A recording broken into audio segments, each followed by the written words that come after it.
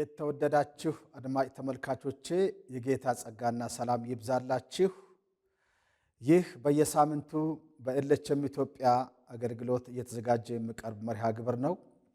ዛሬና በሚቀጥሉት ተከታታይ ሳምንታት ጌታ ቢፈቅድ ብንኖርም የራእይን መጽሐፍ መሰረት ያደረገ የመጽሐፍ ቅዱስንም ትንቢት ያካተተ ትምህርት በተከታታይ እንማራለን። ታላቁ መምህራችን ጌታ መንፈስ ቅዱስም በዚህ በመማር ማስተማር ሂደት ውስጥ ይረዳናል፣ ይመራናል፣ ያስተምረናል፣ ይገስጸናል፣ ያጽናናናል ብዬ አምናለሁ። ስለዚህ ሁላችሁም ይህንን ትምህርት የራእይን መጽሐፍ ትምህርት በትጋት እንድትከታተሉት በጌታ ፍቅር አበረታታችኋለሁ። ጌታ እንዲያስተምረን አጭር ጸሎት አድርገን እንጀምራለን። የሰማይና የምድር ጌታ ልዑል እግዚአብሔር በጊዜ በቦታ በእውቀት ገደብ የሌለህ ጅማሬና ፍጻሜም የሌለህ የዘላለም አምላክ ነህ። እናመሰግንሃለን። የልብህን ምክር ሁል ጊዜም ለሕዝብህ እንዲሁም ለዓለም ሕዝብ በፍቅር ስለምትናገር አቤቱ እናመሰግንሃለን። አባት ሆይ በዚህ የትምህርት ክፍለ ጊዜ የመጽሐፍ ቅዱስ የመጨረሻ ማጠቃለያ የሆነውን ራእይን ልናጠና በፊትህ አለን።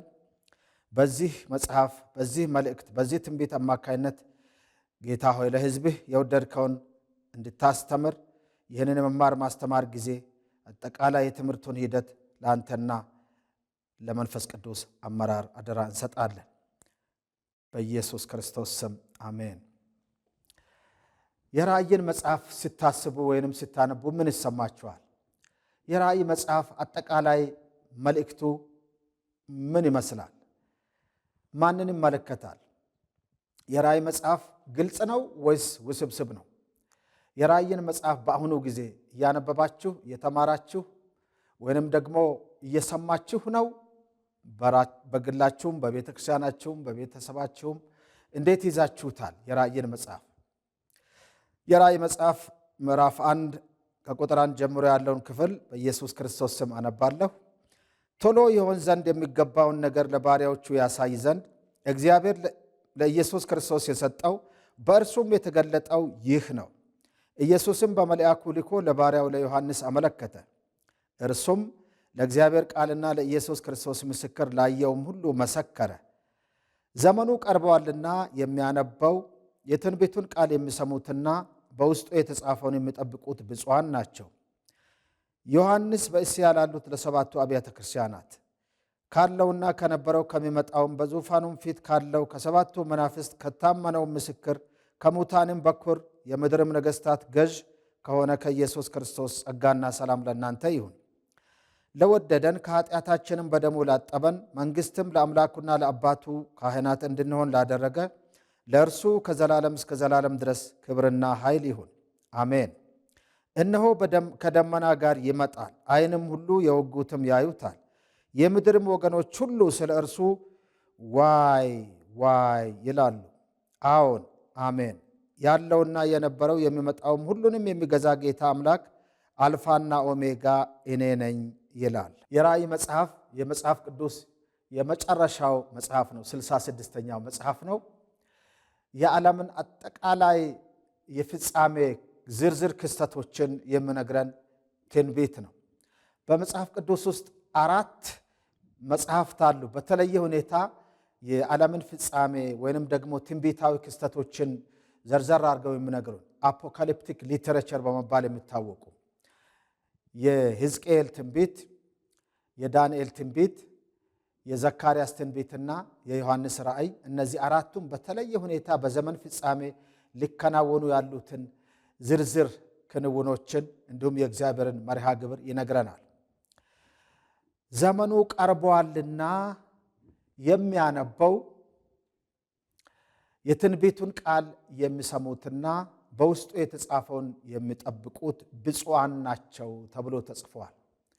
የራእይን መጽሐፍ መስማት ማንበብና በውስጡ የተጻፈውን መጠበቅ ብፅዕና ነው። ብፅዕና ነው የራእይን መጽሐፍ ማጥናት፣ መማር፣ ማንበብ።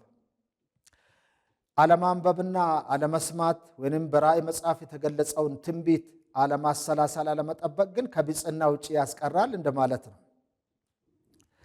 በሚገርም ሁኔታ እግዚአብሔር እኛን ስለሚወደን እየመጣ ባለው ዘመን ውስጥ ሊከናወኑ ያሉትን መለኮታዊ መርሃ ግብር በትንቢት መልክ ይነግረናል። ቶሎ ይሆን ዘንድ የሚገባውን ብሎ ነው የሚጀምረው የራእይ መጽሐፍ በአማርኛ መጽሐፍ ቅዱስ። የእንግሊዝኛው መጽሐፍ ቅዱስ ግን በተለየ አገላለጽ ነው የሚያስቀምጠው። ዘ ሬቨሌሽን ኦፍ ጂሰስ ክራይስት ብሎ ነው የሚጀምረው የእንግሊዝኛው መጽሐፍ ቅዱሳችን። የኢየሱስ ክርስቶስ መገለጥ ወይንም ራእይ ብሎ ነው የሚናገረው። የአማርኛ መጽሐፍ ቅዱስ የዮሐንስ ራእይ ነው ብሎ የመጽሐፉ ርዕስ የዮሐንስ ራእይ ይባላል። ግን ራእዩ የዮሐንስ አይደለም። በመሰረቱ ይሄ የትርጉም ወይንም የተርጓሚዎች ጉዳይ ነው። የእንግሊዝኛው መጽሐፍ ቅዱስ ሬቨሌሽን ነው ብሎ፣ የግሪኩ መጽሐፍ ቅዱስ ወይም አዲስ ኪዳን አፖካሊፕሲስ ነው ብሎ። ዮሐንስ የሚል ስም አይገኝም ወይም አልተጠቀሰም በራእይ መጽሐፍ ቅዱስ በግሪክም ቋንቋ በእንግሊዝኛም በሌሎችም። የሆነ ሆኖ የአማርኛ መጽሐፍ ቅዱስም በ1993 ዓ.ም ተተርጉሞ ጥቅም ላይ የዋለው አዲሱ መደበኛ ትርጉም ዮሐንስ የሚለውን ቃል አስቀርቶታል። በየገጹ ራስጌ የሚለውን ዮሐንስ ወይም የዮሐንስ የሚለውን ቃል አስቀርቶታል። ትክክለኛው አካሄድ እሱ ነው። ራእዩ የዮሐንስ አይደለም። እግዚአብሔር አብ ለልጁ ለኢየሱስ ክርስቶስ የገለጠው፣ ኢየሱስ ክርስቶስም መልአኩን ልኮ ለባሪያው ለዮሐንስ የገለጠው አስደናቂ ራእይ ነው። ዮሐንስ በአራተኛ ደረጃ ነው ከመልአኩ ይህንን ራእይ ተቀብሎ ጽፎ ያስተላለፈው። ቁጥር 17 ላይ ባየሁትም ጊዜ እንደሞተ ሰው ሆኜ ከእግሩ በታች ወደቅሁ። ቀኝ እጁንም ጫነብኝ፣ እንዲህም አለኝ፣ አትፍራ፣ ፊተኛውና መጨረሻው ሕያውም እኔ ነኝ። ሞቼም ነበርሁ፣ እነሆም ከዘላለም እስከ ዘላለም ድረስ ሕያው ነኝ። የሞትና የሲኦልን መክፈቻ አለኝ። እንግዲህ ያየኸውን አሁንም ያለውን ከዚህም በኋላ ይሆን ዘንድ ያለውን ጻፍ አለው ጌታ ኢየሱስ ለዮሐንስ በራእይ። ጽፎ ማስተላለፍ ነበር የዮሐንስ ኃላፊነት። ስለዚህ የራእዩ ባለቤት ምንጭ ኢየሱስ ክርስቶስ ነው እንጂ ዮሐንስ አይደለም። በዚህ መልኩ መነሻውን ማስተካከል ተገቢ ነው የሚሆነው። The revelation of Jesus Christ which God gave him to show his servants what must soon take place ነው የሚለው የእንግሊዝኛው ትርጉም ጥሩ አድርጎ ያስቀምጠዋል። ኢየሱስ ክርስቶስ ከአብ የተቀበለው መገለጥ በሚመጣው ዘመን ቶሎ ይሆን ዘንድ ያለውን በመልአኩ ገልጦ ለባሪያው ለዮሐንስ ያስተላለፈው የፍጻሜ ዘመን ወይም የዘመኑ ፍጻሜ ዝርዝር መርሃ ግብር ነው። ስለዚህ የራእይ መጽሐፍ ባለቤትና ማዕከሉም ኢየሱስ ክርስቶስ ነው። መጽሐፉም ጌታ ኢየሱስ ክርስቶስን በሶስት ደረጃ ያቀርባል ወይንም ይገልጸዋል። አንደኛ የኢየሱስን ማንነት his person፣ የኢየሱስ ክርስቶስን ኃይል his power፣ እናም የኢየሱስ ክርስቶስን መርሃ ግብር his program ይተነትናል። እነዚህን ሶስት ነገሮች ነው የራእይ መጽሐፍ የሚያሳየን። የኢየሱስ ክርስቶስን ማንነት፣ የኢየሱስ ክርስቶስን ኃይል፣ የኢየሱስ ክርስቶስን መርሃ ግብር ይገልጻል ማለት ነው። ስለዚህ የራእይ መጽሐፍ ባለቤትም ምንጭም ማዕከሉም ኢየሱስ ክርስቶስ ነው። ዮሐንስ ጽፎ አስተላለፈው። እኛ ደግሞ እንደ ቤተ ክርስቲያን ተቀባዮችና አክባሪዎች ወይንም ጠባቂዎች ነን። የራእዩ መጽሐፍ የመጽሐፍ ቅዱስ የመጨረሻው መልእክት ነው። እንደሚታወቀው ከአዳም ጀምሮ እስከ አብርሃም ድረስ 2000 ዓመት ነው የጊዜው እርዝመት። ከአብርሃም ጀምሮ እስከ ክርስቶስ ልደት ሞትና ትንሣኤ 2000 ዓመት ነው። ከክርስቶስ ሞትና ትንሣኤ ጀምሮ እስካሁን 2000 ዓመት ነው። ከአዳም እስካሁን 6000 ዓመት ነው ማለት ነው። አሁን ወደፊት በሚመጣው በክርስቶስ ኢየሱስ መርሃ ግብር አንድ ሌላ 1000 ዓመት አለ። እሱን ወደፊት እናያለን። ይህንንም መጽሐፍ ቅዱሳችን ወይም የራእይ መጽሐፍ በሚገርም ሁኔታ ይነግረናል። ስለዚህ የራእይ መጽሐፍ 90% በላይ ትንቢት ነው ወይንም ገና ወደፊት በሚመጣው ዘመን ሊከናወን ያለ የጌታ ኢየሱስ መርሃ ግብር ነው። የመርሃ ግብሩ ክንውን ጊዜውን ጠብቆ ይከናወናል። ማንም ማስተጓጎል አይችልም። ዘመኑ ቀርቧልና ቶሎ ይሆን ዘንድ የሚሉ ሐረጎች ገና ወደፊት ሊከናወኑ ያሉትን የኢየሱስ ክርስቶስን ትንቢታዊ ክንውኖች የሚያሳዩ ናቸው። የኢየሱስ ክርስቶስ ማንነት እርሱ መጽሐፍ ቅዱስ ራሱ እንደሚገልጸው ራሱና የራሱ ጠጉርም እንደ ነጭ በግ ጠጉር እንደ በረዶም ነጭ ነበሩ። ዓይኖቹም እንደ እሳት ነበልባል ነበሩ። እግሮቹም በእቶን የነጠረ የጋለ ናስ ይመስሉ ነበር። ድምፁም እንደ ብዙ ውሃዎች ድምፅ ነበረ። በቀኝ እጁም 7 ከዋክብት ነበሩት። ከአፉም በሚወጣው በሁለት ወገን የተሳለ ስለታም ሰይፍ ወጣ። ፊቱም በኃይል እንደሚበራ እንደ ፀሐይ ነበረ። ይሄ የኢየሱስ ክርስቶስን ኃይል፣ ስልጣን፣ ታላቅነትና የሁሉም የበላይ ተቆጣጣሪ መሆኑን ያሳያል። ዓይኖቹ እንደ ናስ እንደ እሳት ነበልባል ነበሩ የሚለው የእያንዳንዱን ሰው እንቅስቃሴ የልብ ትርታውንም ጭምር የሚያዩ የሚመለከቱ የሚቆጣጠሩ መሆናቸውን ያሳያል ኢየሱስ ክርስቶስ። ስለዚህ ከኢየሱስ ክርስቶስ እይታና ስልጣን ወይም ቁጥጥር ውጪ ሊሆን የሚችል ምንም ፍጥረት አለመሆኑን ይነግረናል። የእርሱን መሪሃ ግብር ደግሞ ይነግረናል የራእይ መጽሐፍ በሚገርም ሁኔታ። መሪሃ ግብሩ ምን ይመስላል? በተለይም ከምዕራፍ 4 ጀምሮ እስከ መጨረሻ ያለው የጌታ ኢየሱስ ክርስቶስን መሪሃ ግብር ገና በሚመጣው ዘመን ቶሎ ይሆን ዘንድ የተባለውን የጌታ ኢየሱስ ክርስቶስን መሪሃ ግብር የሚመለከት ነው። እንግዲህ በራእይ መጽሐፍ ውስጥ ምዕራፍ 1 ጌታ ኢየሱስ ክርስቶስን በኃይሉና በስልጣኑ እናየዋለን። ራሱና ጸጉሩ እንደ ሱፍ ነጭ እንደ በረዶም ነጭ ነበሩ፣ ዓይኖቹም እንደ እሳት ነበልባል ነበሩ የሚለው ከፍጥረታት ሁሉ የተለየ ማንነትና ክብር እንዳለው ያሳየናል። ደግሞም ፍጥረታትን በሙሉ የሚቆጣጠር ጌታ መሆኑን ያሳየናል። ራእይ ነጭ ጸጉሩ ንጽሕናውንና ዘላለማዊነቱን ነው የሚያሳየን። እንደ እሳት ነበልባል የሆኑ ዓይኖቹ በዚህ ምድር ላይ የምናደርገውን ማንኛውንም እንቅስቃሴ በሙሉ ያያሉ ማለት ነው። ከጌታ ኢየሱስ እይታ ውጪ የሆነ እንቅስቃሴ ማድረግ አይቻልም። ያለውና የነበረው የሚመጣውም ሁሉንም የሚገዛ ጌታ አምላክ አልፋና ኦሜጋ እኔ ነኝ ይላል ምዕራፍ 1 ቁጥር 8 ላይ ራእይ። ኢየሱስ ክርስቶስ በጊዜና በቦታ ያልተገደበ በጊዜም በቦታም ከሁሉ በላይ የሆነ ሁሉን የሚቆጣጠር ዘላለማዊ አምላክ መሆኑን ያሳየናል ማለት ነው። ይህንን ስናስብ ከግል ሕይወታችን ጋር የምናዛምደውን አስደናቂ እውነት እናስተውላለን። በእርሱ ቁጥጥር፣ ጥበቃና ምሬት ስር ነን እኛ ሕዝቡ ወይም ቤተ ክርስቲያን በሙሉ። የራእይን መጽሐፍ በተሻለ ሁኔታ ለመረዳት 4 ደረጃዎችን ማስተዋልና ማገናዘብ ተገቢ ነው። አንደኛ፣ በታሪካዊነቱ ራእይን መጽሐፍ ማስተዋል ተገቢ ነው። ሂስቶሪካሊ ሂስትሪ አለው፣ የራሱ ታሪክ አለው። የራእይ መጽሐፍ በተጻፈበት ዘመን የነበረው ሃይማኖታዊ፣ ማህበራዊ፣ ፖለቲካዊና ኢኮኖሚያዊ ዳራው ምን ይመስላል የሚለውን ልብ ማለት አለብን።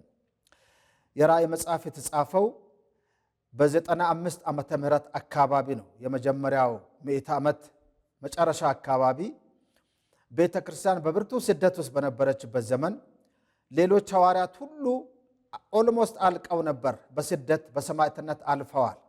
ሐዋርያው ዮሐንስ ፊጥሞ በሚባል ደሴት እስረኛ ሆኖ ኢየሱስ ጌታ ነው ብሎ ወንጌልን ስለሰበከ፣ በዚያን ዘመን ቄሳር ጌታ ነው ተብሎ የሚሰበክበት ዘመን ነው። ቄሳር ሳይሆን ኢየሱስ ጌታ ነው ብሎ ስለሰበከ ቁም እስረኛ ሆኖ በፊጥሞ ደሴት ውስጥ ነበር። ይሄን ራእይ ሲቀበል ዕድሜው 95 ወይም 96 ዓመት አካባቢው ነው የዮሐንስ ራሱ። ጌታ ኢየሱስ ክርስቶስ ከሙታን ተነስቶ ወደ ሰማይ ካረገ ከ60 ዓመታት በኋላ ነው ይህንን ራእይ ዮሐንስ ተቀብሎ የጻፈው። ወቅቱ ብርቱ ስደት የነበረበት ነው። ዮሐንስ ራሱ የኤፌሶን ቤተክርስቲያን መጋቢ የነበረበት ነው። 7 አብያተ ክርስቲያናት በዚያች በእስያ ትንሿ እስያ ወይም ፊጥሞ ደሴት ውስጥ ነበሩ። አሁን ግን ወደ 365 አብያተ ክርስቲያናት እንዳሉ መረጃዎች ያሳዩናል። ታሪኩ ባጭሩ ይህንን ይመስላል። የራእይ መጽሐፍ በተወካይነቱም የሚነግረን ነገር አለ፣ ሪፕሬዘንቴቲቭሊ። ምክንያቱም የቤተ ክርስቲያንን ዘመን ይወክላል። ለሰባቱም የእስያ አብያተ ክርስቲያናት የተጻፈው የኢየሱስ ክርስቶስ ደብዳቤ ወይም መልእክት በሁሉም ዘመን ለሚኖሩት ቅዱሳን ወይም በአጠቃላይ ለቤተ ክርስቲያን ዘመን በውክልና የቀረበ መልእክት ስለሆነ እያንዳንዳችን በየትኛውም ዘመን የትኛውም አገር ብንኖር በቀጥታ ይመለከተናል። የራእይ መጽሐፍ ቤተ ክርስቲያንን የሚወክል የኢየሱስ ክርስቶስ ትንቢታዊ መልእክት ነው። ለሁሉም ዘመን የሚሆን ዘመን ዘለል የሆነ መልእክት ነው የራእይ መጽሐፍ ለሁላችንም። ትንቢታዊነትም አለው። ፕሮፌቲካሊ የፍጻሜ ጊዜ ምን እንደሚመስል እንዲያውም ቶሎ ይሆን ዘንድ ያለውን ለባሪያዎቹ ያሳይ ዘንድ ጌታ የፈቀደው የላከው መልእክት ነው። ዘመኑ ቀርቧልና የተባለውም ይህንኑ ያሳያል። ትንቢት ነው። ዘመኑ ቀርቧል የተባለው ቶሎ ይሆን ዘንድ የተባለው እስካሁን ያልተፈጸመ ገና ወደፊት ሊፈጸም ያለ ትንቢታዊ መልእክት ነው። ስለዚህ የፍጻሜ ዘመን ክስተቶችን ይዘረዝራል።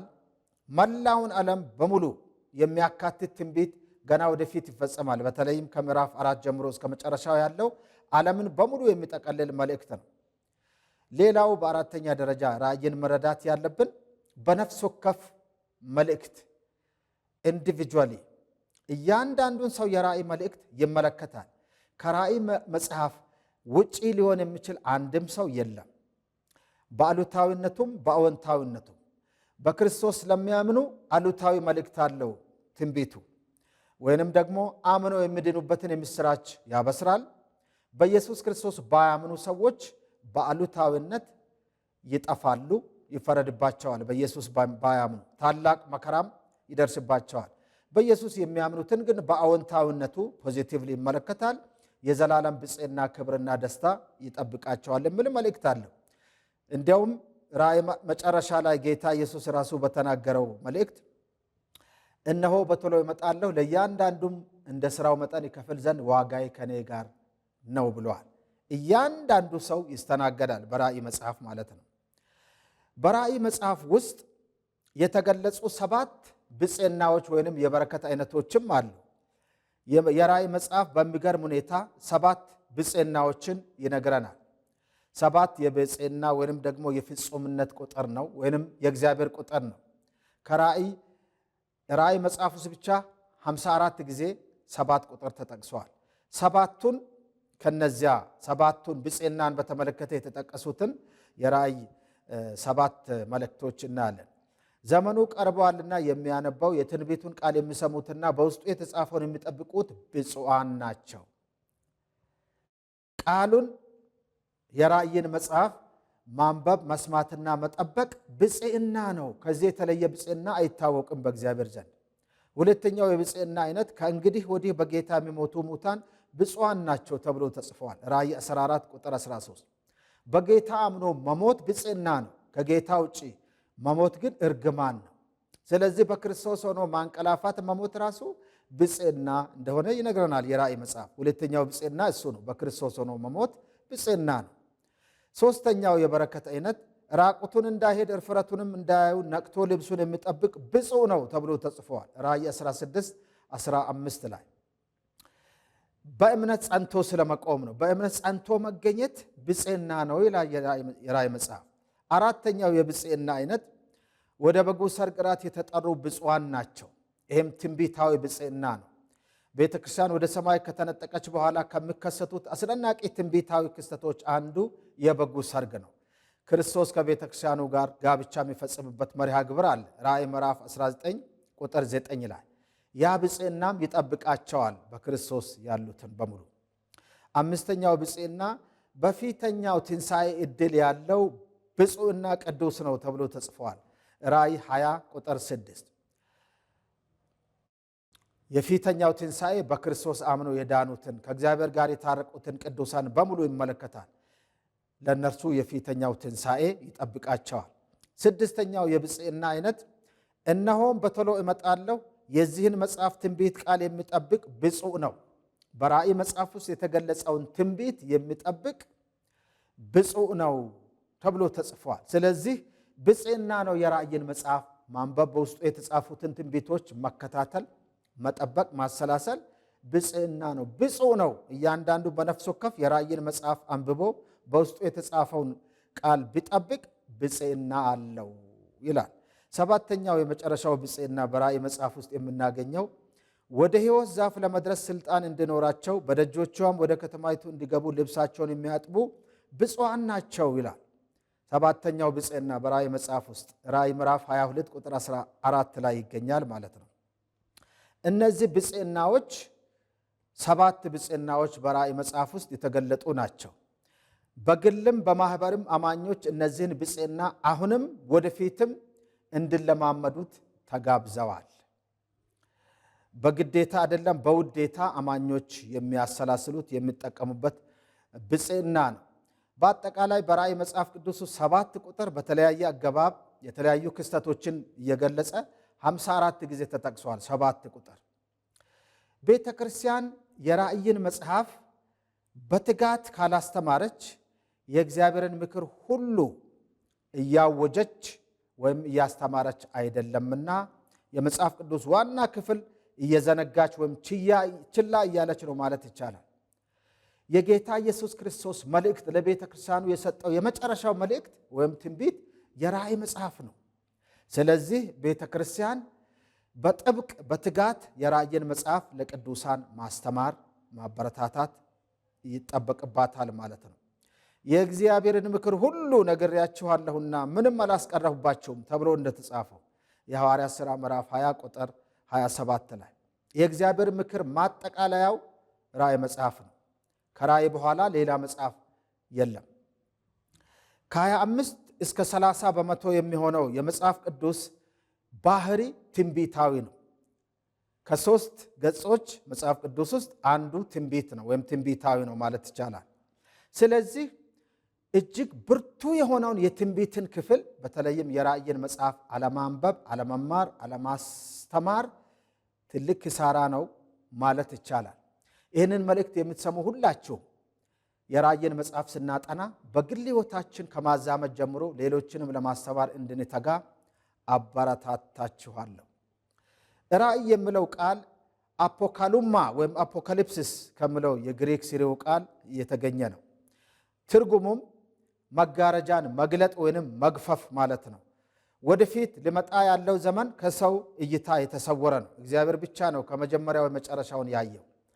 ነገር ግን እግዚአብሔር በምሕረቱና በቸርነቱ ለሕዝቡ ካለው ፍቅር የተነሳ ወደፊት ሊመጣ ያለውን በትንቢት ገለጥ አድርጎ በመጽሐፍ ቅዱስ መነጽር እንድናይ ፈቅዶልናል። ያም መነጽር የራእይ መጽሐፍ ነው። የራእይ መጽሐፍን ስናነብ በዓለም እየሆነ ያለውን ሁሉ አስቀድመን ስለምናውቅ ተዘጋጅተን እንኖራለን ማለት ነው። ስለዚህ የእግዚአብሔር መለኮታዊ መርሃ ግብር በሚመጣው ዘመኑ ቀርቧልና በተባለው መሰረት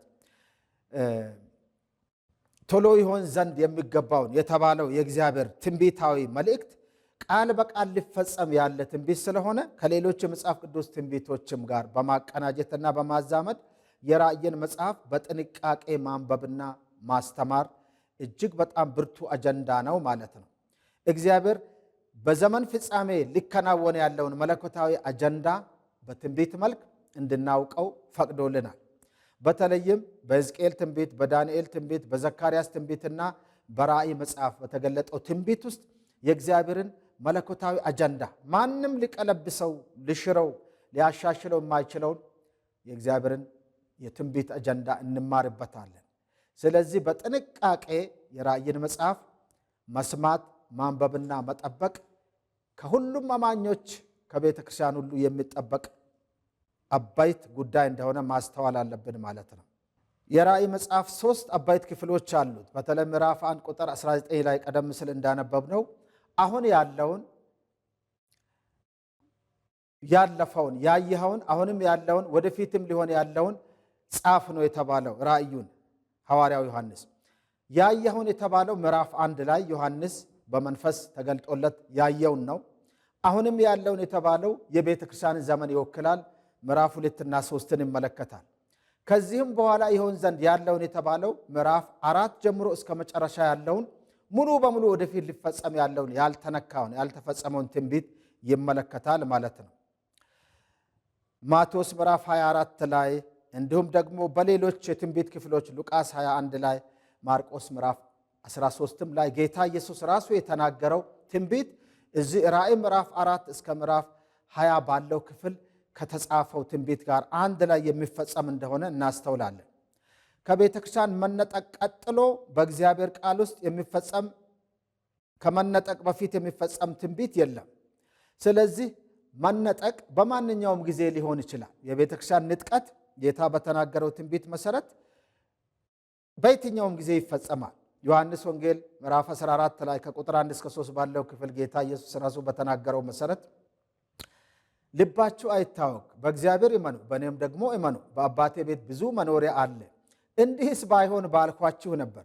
ስፍራ አዘጋጅላችሁ ዘንድ እሄዳለሁና፣ ስፍራ ባዘጋጅላችሁ እኔ ባለሁበት እናንተ ደግሞ እንድትሆኑ ሁለተኛ ወደ እናንተ እመጣለሁ፣ ወደ እኔም እወስዳችኋለሁ ያለው ትንቢታዊ መልእክት ነው። ያ ትንቢት መቼ ነው የሚፈጸመው? በመነጠቅ ላይ ይፈጸማል። በየትኛውም ጊዜ ቤተክርስቲያን ትነጠቃለች። ያን ጊዜ ጌታ የተናገረው ቃል ይፈጸማል። ከዚያን ጊዜ ጀምሮ ነው ራእይ ምዕራፍ 4 እስከ መጨረሻ ያለው ትንቢት 1 2 እያለ መፈጸም የሚጀምሩ። ቶሎ ይሆን ዘንድ የሚገባውን የተባለው የጌታ ቃል ከቤተክርስቲያን መነጠቅ ቀጥሎ የሚፈጸም ትንቢት እንደሆነ እናስተውላለን ማለት ነው። ስለዚህ የራእይ መጽሐፍ 3 አበይት ክፍሎች አሉት። ከመከራው በፊት የሚፈጸሙ 3ቱ ምዕራፎች ናቸው። የመከራው መርሃ ግብር 16 ምዕራፎች ናቸው። ከምዕራፍ 4 እስከ ምዕራፍ 19 ያለውን ያካትታል። ከመከራው በኋላ ያለው ደግሞ ከምዕራፍ 20 እስከ ምዕራፍ 22 ያለው ከታላቁ መከራ ቀጥሎ ያለውን መርሃ ግብር ያሳየናል። አሁን እኛ የምንገኘው በመጀመሪያው መርሃ ግብር ነው። ምዕራፍ 1 2 3 ውስጥ ነው ያለ ነው የቤተክርስቲያን ዘመን በአጠቃላይ። ሁለተኛው ክፍልና ሶስተኛው ክፍል የሚከናወኑት ከቤተክርስቲያን መነጠቅ ቀጥሎ ነው። ቤተክርስቲያን የሚል ቃል ራእይ መጽሐፍ ውስጥ 19 ጊዜ ተጠቅሷል። ምዕራፍ 1 ምዕራፍ 2 እና ምዕራፍ 3 ላይ 19 ጊዜ ተጠቅሷል። ከምዕራፍ 4 በኋላ አንድ ጊዜም አልተጠቀሰም የቤተክርስቲያን ስም። ለምን? መከራው ቤተክርስቲያንን ስለማይመለከታት፣ ከታላቁ መከራ በፊት ቤተክርስቲያን ስለምትነጠቅ። ሁለተኛ ወደ እናንተ እመጣለሁ ወደ እኔም እወስዳቸዋለሁ ብሎ በተናገረው መሰረት ጌታ ኢየሱስ ቤተክርስቲያኑን ቀድሞ ወደ ራሱ ይሰበስባል። ጌታን በአየር ለመቀበል ከነርሱ ጋር በደመና እንነጠቃለን፣ እንደዚህም ሁል ጊዜ ከጌታ ጋር እንሆናለን ተብሎ የተጻፈው አንደኛ ተሰሎንቄ ምዕራፍ 4 ላይ ይፈጸማል በመነጠቅ። ከመነጠቅ ቀጥሎ በዓለም ላይ ሊለቀቅ ያለ 21 መለኮታዊ መቅሰፍቶችን የሚያስተናግድ ታላቁ መከራ የተባለው ጊዜ ይመጣል። ከመከራው በፊት አሁን እንገኛለን በቤተክርስቲያን ዘመን። ልክ ቤተክርስቲያን ስትነጠቅ የመከራው መርሃ ግብር ራእይ ምዕራፍ 4 ጀምሮ ይከናወናል ማለት ነው። እንግዲህ የተወደዳችሁ አድማጭ ተመልካቾቼ አሁን እኛ የምንገኘው በቤተክርስቲያን ዘመን ነው። የቤተክርስቲያን ዘመን 2000 ዓመት አካባቢ የሆነ ነው። ጌታ ኢየሱስ በየትኛውም ጊዜ ቀኔቱንና ሰዓቲቱን አታውቁምና ስለዚህ ተዘጋጅታችሁ ኑሩ ነው ያለን።